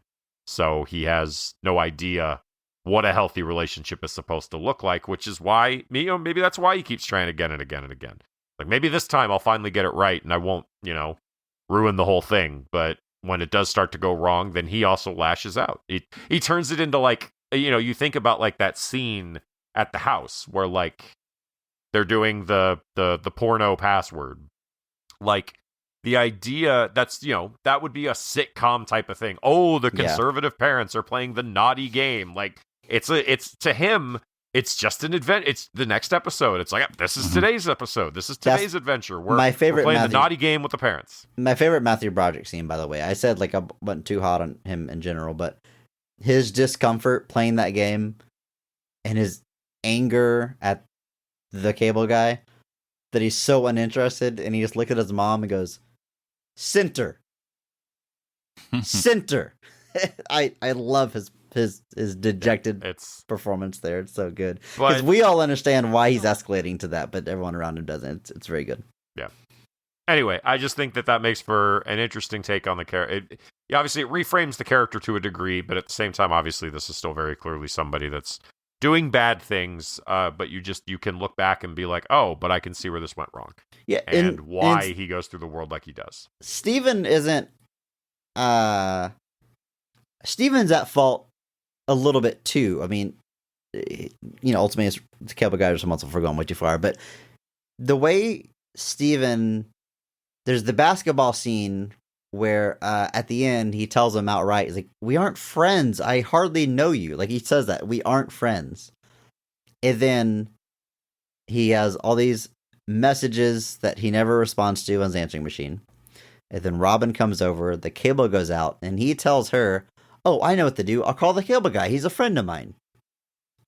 He is calling him a friend to Robin because it's convenient for him at that time, which, of course, the cable guy calls him out on it. But he's not leading him on, but he knows he doesn't want to be friends with him, but when it's convenient, he will gladly call him his friend. He doesn't tell Robin, well, damn, I'll call the cable company, I'll call the cable guy. He goes, oh, he's a friend of mine. And he says it so casually, and whenever he arrives at his door, he's like, yeah, come on, help me out, Robin's here. We're buddies, right? When he's been blowing him off for, I don't know how long it's been, a few days or whatever. Yeah, and yeah, don't get me wrong, yeah, he definitely, like I said, the definition of when it's convenient for me, type thing. And it's yeah, I mean, obviously Jim Carrey's character is not taking the hint. He's not understanding what's being said. He's not taking any of the feedback. And it's almost like you said, you think about, like, you talk about how all their things are sitcom adventures. That's the basketball game too. The basketball game is just the classic, oh, my overzealous and overcompetitive friend came to my casual basketball game and took it too seriously. Oh man, and dunked and broke the backboard. And then even at the end, when he says, we're not friends, like, that's not, Jim Carrey's character doesn't see that for the statement that it is. He's just like, he's just messing with me. I wrote down the exact line he said, not taking a hint, because he says, you're a nice guy, but I just don't have any room in my life for a new friend, okay? And the cable guy says, so what are you trying to say? Like, exactly. It could not have been more clear. He spells it out extremely clearly, and he still goes, so, and like, he just doesn't get it. But like, but even if he does get it, getting Matthew Broderick to be his friend is now just the next thing. That's another sitcom thing. The idea that, like, oh, this person doesn't like me, but I can win him over, by golly. And everything through this guy is just another episode of television. And you realize that that's how he approaches everything. And it's interesting. I think I want to take it a step further than you guys. I think he exhibits sociopathic behavior. Whether he's a sociopath or not, that's up for debate. But he definitely is. He is extremely, extremely manipulative. I have people that I work with at my workplace who are the same way, where you never know if they're joking or not, and they'll say some really obscene things to you, and it's very frustrating having conversation with them because they ask you to do something, and then it's like, okay, was that a joke, or is this where this thing is actually from? Like, are you telling me the truth right now? Because you never know, because they're always on that line, they're always on that edge, and he plays that edge the entire movie. You never really know what his true intent is until he does something sociopathic and just absolutely manipulates everybody. He manipulates Robin to thinking that, he is, a friend, and he's looking out for her best interests. And like, clearly he knows how this is going to unfold. He knows that the situation is dire, but he wants to gain the trust of Robin, gain the trust of family. And so that eventually he can pull the stunt at the end where Robin trusts him to go somewhere, and it's a finale that he has in mind, just like the finale of a sitcom or of a movie, or like a series ending moment where he wants to have the last laugh. He wants to have the big bang. This is that moment for him. And he says like, what a place for the story to end. And Steven's like, what story? Like, this isn't TV. I love, I love this last confession. There's this moment where, he's holding Robin hostage with his staple gun. She gets away from him, and it kind of all hits him. And for the first time in the movie, he accepts responsibility, or recognizes that this is all his own doing and not external. He tells Steven, I just wanted to be your friend, but I screwed it up. And that's where I was coming from earlier when I was saying, like, I believe his goal is always me and Steven are going to end up friends. And just the way he goes about it is obviously very, very, very wrong. That's what I mean. Like, when I say malicious intent, obviously he did some stuff that's evil and he knows it's evil, but the end game was always friendship. But he, like I said, he kind of accepts that it's his own fault, and he tries to throw himself off and kill himself, and Steven catches him. He's like, come on, it's okay, everyone gets lonely. And I love that line. Yeah, but I get really lonely. I mean, look at me, come on. Like, he's finally realizing like how insane, over the top, and too far he's taken everything. And that line, somebody has to kill the babysitter, is a great callback to that one flashback we had where the TV is literally his babysitter. And I love that the movie doesn't flashback again or play his mom's line again to really hammer it home. It leaves it on us to put those pieces together. And he knocks out the cable before everyone can see the verdict of the Sam Sweet case. So this is where, that quote, it never really hit me. I mean, I've like I said, I've seen this movie. This is probably about the 10th time in my lifetime I've seen that. And that quote never really hit me. I kind of got, the babysitter is television. However, the fan theory behind this that as I was reading on is that in the Sam Sweet case, right? Because it's brother against brother, and obviously, Chip grew up watching their television show, Double Trouble or whatever it's called. Double Trouble. And he grew up idolizing them or whatever, but then obviously it didn't work out, yada, yada. One brother joins a cult. The other one, takes the drugs or whatever. It doesn't work out. The fan theory is that he was jealous of that life, in that Jim Carrey actually either did the hit himself or eliminated the other brother and framed the other brother.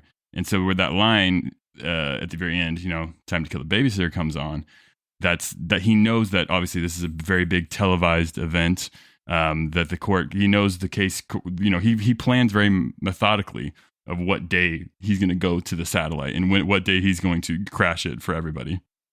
So there's a lot of intent behind this decision to, bring down all the signals. And so he's waiting for that moment, for that verdict to come, and then everybody to keep guessing. Because I imagine he's thinking it's going to be a not guilty, because they're going to determine that he wasn't guilty and that it actually was Jim Carrey. And that's where his kind of, more or less, it was like a suicide attempt to jump off, like from that ledge. It's like he's saying goodbye. This is the end. And he lives, he survives, obviously has some damage to whatever. But that is the theory behind it. And I thought that was extremely interesting.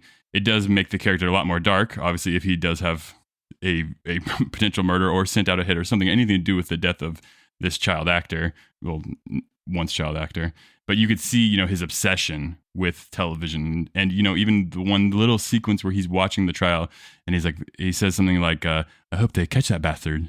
So like, it seems almost sarcastic, like he's talking to himself, knowing that he's being framed. Knowing that the real person to blame is not the one being convicted. There's lots of little sprinkles in there of this, and it also just puts relevance to showing the parody of the Menendez trial from the 90s. It kind of puts relevance behind it too when you realize, okay, maybe this character is involved with this trial they keep on showing us. I just want to say that fan theory is proposing that the cable guy dressed up as an Asian man to murder. I was about to say, are we implying Jim Carrey looked Asian? He wore yellow face to carry out the murder. I think the theory is that he made the 911 call, that Jim Carrey's character made the call. Oh, that was him on the phone. So that's Jim Carrey's Ben Stiller impression. Got it. It's that much deeper. I'm not gonna lie. It's a bit of a walk. It's a bit of a walk. Obviously it's picking up on a lot of things and playing with the like I said, the Menendez trial of the 90s. And just kind of the 90s obsession when stuff like, had OJ happened by this point? Mm-hmm. Yeah. We're talking like the big OJ trial. Obviously we'd have stuff come later, but like it's playing out a lot of those different things. But yeah, the idea that Jim Carrey actually killed the twin and framed the other brother for it and all of that. So yeah, the implication is that the reason Jim Carrey kills the signal is because he thinks it's going to be a not guilty verdict because the evidence won't implicate the other brother. Interesting. Yeah. I don't know that I can follow you all the way down that path, but I respect it. Yeah, it was interesting. I don't know if I agree with 100% either, but it was just something that was like, it gave that line a little bit more weight than I was thinking as well. It's that fan theory thing of like, well, there's nothing in the movie that says this couldn't be the case. So you can certainly construct a world where it does happen. One last note. I got one last note here. I was watching the end credits for this movie. Every time I watch a music podcast, I watch it to the very, very end. And I saw that the character of Couch Potato, which is the man that starts reading a book once the cable goes out, is played by one Kyle Gass. KG. In 1996. I don't know where Tenacious D was in popularity. I feel like this is before they blew up, for anybody really knew who they were. I think it's wild that Jack Black has a relatively small part here, but I gotta imagine he got his buddy worked into the movie. Had enough pull to do that, but I don't know. All these years, that scene has always stood out because I feel like it's so heavy-handed, and I think it's supposed to be. It's like, oh, no TV. I guess I'll do something intellectual, like read a book. It happens so fast, like within seconds of the TV going out, he starts reading a book. Had that book ready to go. Yeah, and he starts like smiling as he reads it. But anyway, that guy, my whole life, never knew was Kyle Gass. Yeah, that one definitely it hit me again. I'm sure I recognized him some point in my life, but when I saw his face again and him picking up that book, I was like, oh, that's KG. Yeah, that makes sense. This is like early Tenacious D like stages, something like that. That makes sense. There's a lot of people in this movie that feel like it comes down to this person knew a guy, and so they're in the movie. And like I said, most of the cast of the Ben Stiller Show is here. David Cross is here because he knows Bob Odenkirk. Jack Black is cast as this character. Kyle Gass is here. Judd Apatow produced Judd Apatow it. was a writer. Leslie producer. Mann is the. I mean, Yeah, I don't know if they're married yet. There's a lot of connective threads here. So, as a kid, I always loved the dream sequence because it was very like video gamey. Horror also, thriller like. Also, another moment where I felt very smart as a child because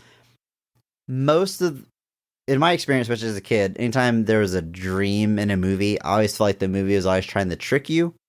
Like you're not supposed to know it's a dream until they wake up.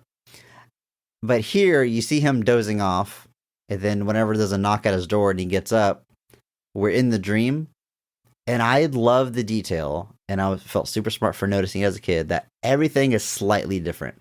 The colors of the walls are slightly different. I mean, Jim Carrey's eyes are the biggest thing, but it looks like that world just slightly askew, kind of how they are in a dream. And I was like, oh, the movie's telling us it's a dream. It's not trying to trick me. It's not hiding it. Yeah, exactly. I love that little detail. And of course, as a kid, I love that there's, again, video game music, and they let Jim Carrey just like riff in the hallway trying to get in. I just want to hang out. No big deal. Yeah. Throwing himself at that door and doing like his crazy run in the kicking hallway. the door and like trying to like kick flip it. Yeah, it's like just ridiculous. Yeah. Very The Mask. I did have the Mandela effect watching this because I in my head I thought he did break through the door in real life. I just thought that was the real sequence, was him breaking through the door for whatever reason. But that just only happens in the dream. That never actually happens in real life. But just for whatever reason, the kayfabe in my brain was associated that scene as actually happening. Was like, oh, that's an uncomfortable thing that he did, but he never actually does that. I love this movie. It's great. Thank you so much for bringing it to us. I'm glad we covered it. It's awesome. I could talk about it for forever. Absolutely. Yes. Thank you for having me, guys. And I know this isn't your thing, but this is my thing. I would love it to hear your guys' ratings out of 100. Now that we've come to the conclusion, I will lead you off, get you guys in the right thought process. 50 being average, 100 being perfect to you. I'm going to give this movie, and I rewatched it. I had the rating obviously before I watched it. I'm going to stick to it. They didn't do anything to subvert my expectation or like, oh, that's better than I thought it was. I'm giving it an 88 out of 100. That's my special number. I love 88. It's my favorite number of all time. Perfectly symmetrical.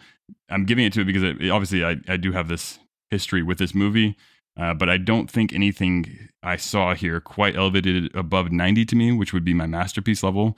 There's a couple things that hold it back. Obviously, Leslie Mann. Obviously, I did not love the Jefferson Airplane karaoke scene. The 360 spinning cam I think is really obnoxious. And it like sticks out in my memory. Every single time I watch it, I'm like, oh, this is the worst scene in the movie, in my opinion. Chris, the correct response to that was, bastard! Damn it. Really missed that opportunity to do a visual gag on our podcast. Thank you. But 88 is where I'm sticking. I think I love this movie. It's very, very special to me. Very, very passionate about it. Okay, I'm glad you bring up your rating system. Are we going to get to your podcast? But your rating out of a 100 is a thing of Discord legend. You're telling me 50 is average. Now, here's the thing. Mm-hmm. A lot of people, there's like a rating something out of 10 is very common. And to use Game Informer as an example, RIP, their average was usually like around 7. And people thought that was so strange. So here's my justification on that.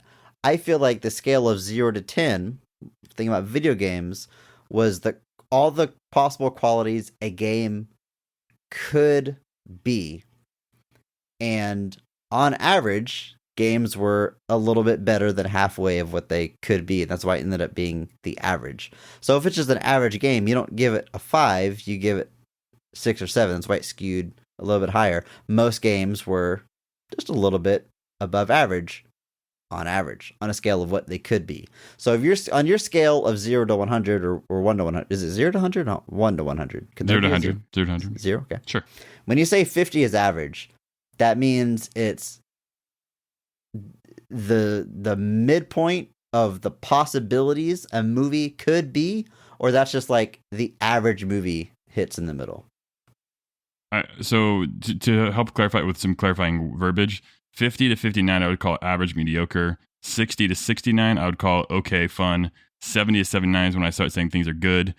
80 to 89 is great, and then 90 to 99-ish, masterpiece level. So anything below 50 is when I start using the word bad. So if I think it's a bad movie, that means I rate it below 50.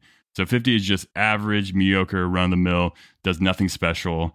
I would my 50 that I go back to a lot is the I think it's Judge Dredd. Either Judge Dredd or RoboCop. No, it's RoboCop. It's the modern RoboCop remake. Well, the modern both episodes of both episodes of our podcast, actually.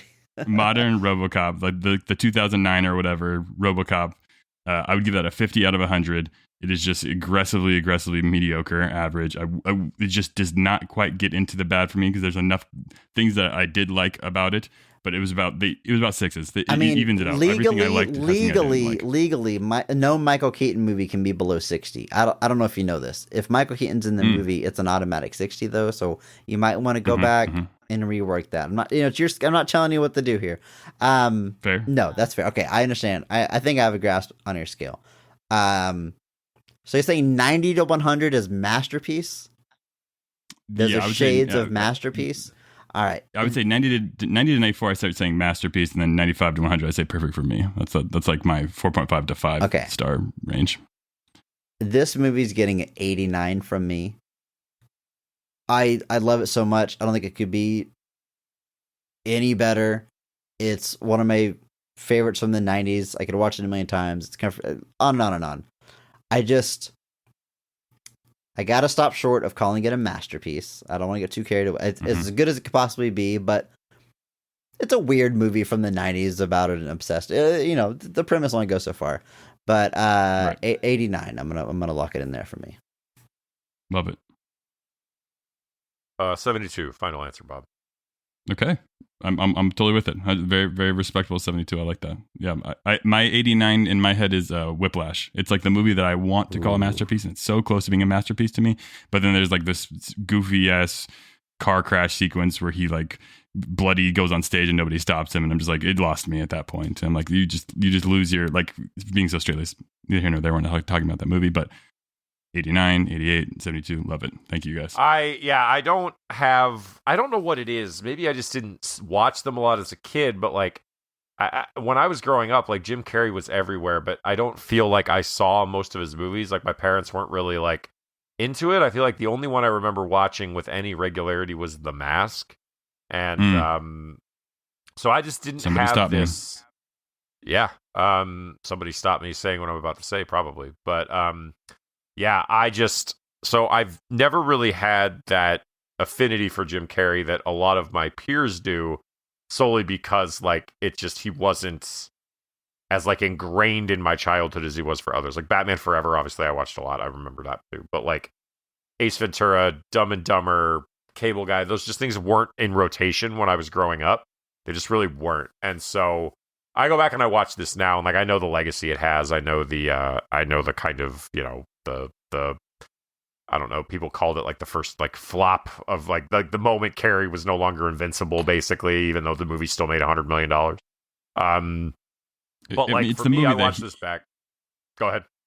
He credits as the one that he thinks most misunderstood. It's the one that he says that he had the most fun doing, that he feels like the critical reception. Huge part, like when they started rewriting that script and when they got him on the production, like he was a huge part of like figuring out how he was going to play that character and how he was going to do that. So like you can definitely tell that like Carrey is going for it here in a much different way than he does as like Ace Ventura. But I liked the movie a lot. I liked watching it. I liked going back to it, but I just don't quite have that personal connection to it that I think keeps it in the above average but below good to great space for me. So not that I need to justify myself to anyone. I don't care what any of you think. Get off me. But yeah, I would say right about in there. Holden, thanks once again for being here, and yes, thank you.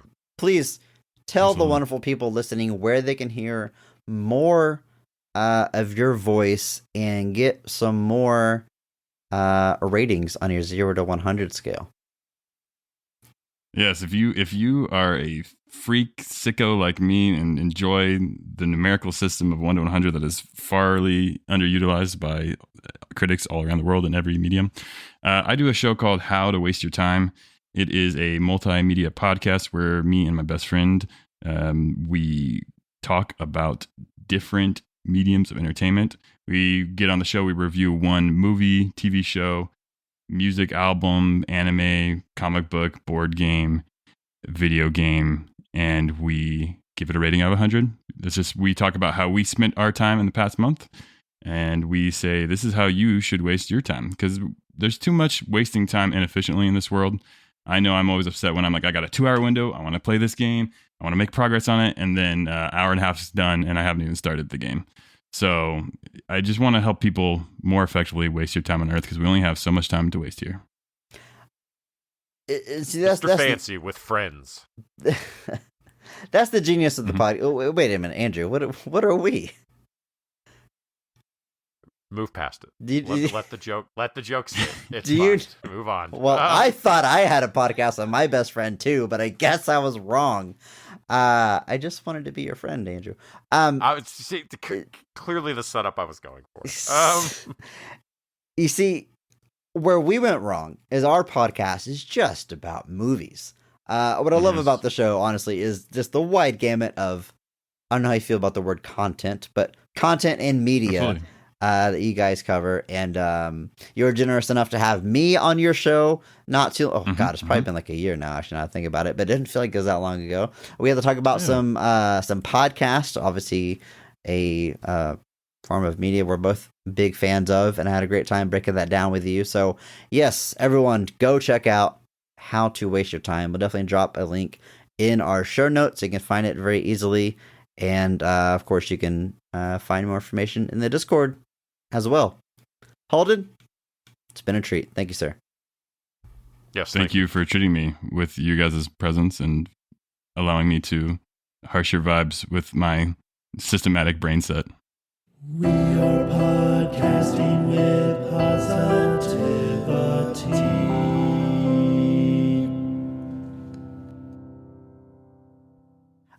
At the risk of sounding like a broken record, it's been a good month. I love the variety. We got a little bit of nostalgia here. I mean, I feel like The Cable Guy is nostalgia for me. Clue was nostalgia for you. Green Sheet Hooligans, nostalgia for somebody. For both. Dude, I have recommended that movie to so many people since watching it, and again, like I said before, I can't wait to watch it again. I've thought about it a lot. It's been fun. It's been a lot of work this month, but it's been fun. I love the variety. And wouldn't you know it, Andrew? We've got another gift right here for next week. Yep, we have one more week of have we named this month guest month? I don't know what it's called. I don't remember. But we're gonna do it one more time. And Andrew, how should I put this? Next week, the gift is coming from inside the house? My goodness. We'll unwrap it next week, find out what it is, and until then, just remember, maybe not every movie is great. But all movies have greatness. Thank you to Mark Benavides for singing our theme song, and thank you to Brittany Rashall for singing our Christmas theme. Thanks to Mitch for the music. You can check him out on Twitter at I'm a Biggie Boy, and check our show notes for that SoundCloud link.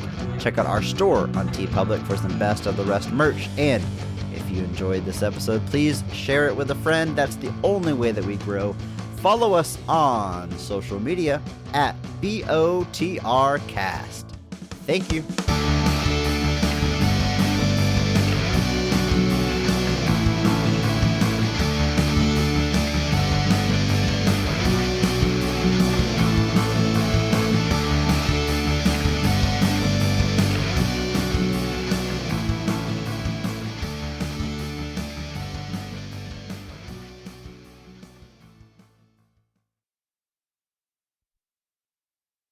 It's the same kind of thing. That very passive, like, I'm kind of like, oh, shucks. Yeah. The Lion King, like, he doesn't want to go back to Pride Rock, you know? Yeah. I was going to make a joke, but I'm not going to say it on the show. It's too mean. But so cut that. Is it about how he I was going to be like, that's what does to a guy, but yeah, we're not putting that in. No, don't put that in. Don't put that in, please.